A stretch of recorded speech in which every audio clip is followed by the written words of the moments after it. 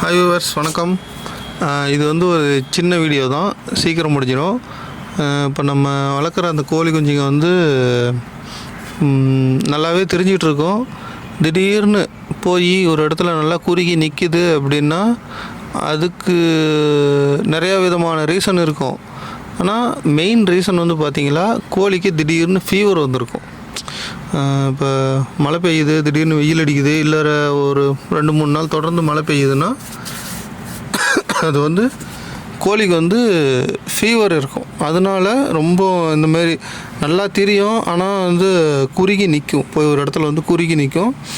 அதை கவனிக்காமல் விடாதீங்க. கவனிக்காமல் விட்டிங்களாலும் கண்டிப்பாக ப்ராப்ளம் தான்.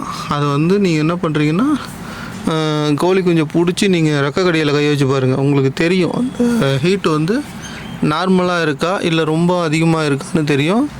அது ரொம்ப அதிகமாக இருக்க மாதிரி தெரிஞ்சுன்னா பேராசிட்டமல் சிரப்பு வந்து 2 ml மட்டும் கொடுங்க. காலையில் நீங்கள் எப்போ பிடிக்கிறீங்களோ அப்போ கொடுங்க. இப்போ மதியத்தில் சேவல் வந்து குஞ்சுங்க வந்து கொராத்துக்கிட்டு உட்காந்துருக்குன்னா நீங்கள் பேராசிட்டமல் 2 ml மட்டும் கொடுத்துருங்க. அது வந்து ஒரு டைம் கொடுத்தீங்களா போதும். அது ஒரு டைம் கொடுத்தீங்களா ஃபீவர் கண்ட்ரோல் ஆகிரும்.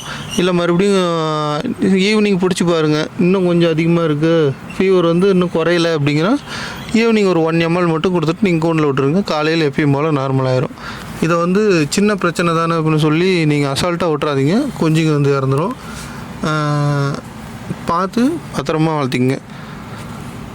ஓகே ஃப்ரெண்ட்ஸ், இப்போ இந்த வீடியோ வந்து ஒரு சின்ன தகவல் தான். இது நம்ம கோழிக்கு இந்த வீடியோவில் பார்க்குறது வந்து நம்ம கோழி குஞ்சுங்க. அதுங்களும் வந்து இது மாதிரி தான் நல்லா தெரிஞ்சிட்டு இருந்துச்சு. திடீர்னு பார்த்தா கொராத்துக்கிட்ட உட்காந்துக்குச்சு. அப்புறம் என்னடான்னு பார்த்தா ரொம்ப உடம்புலாம் ஹீட் ஆகிடுச்சு, ஃபீவர் வந்துருச்சு. நம்ம பேராசிட்டமல் சிரப்பு தான் எப்பயும் யூஸ் பண்ணுவோம். அது கொடுத்தோம். அது நல்லா எஃபெக்டிவாக இருக்குது. நீங்களும் அதை யூஸ் பண்ணி பயன்பெறுங்க நண்பர்களே. நன்றி, வணக்கம்.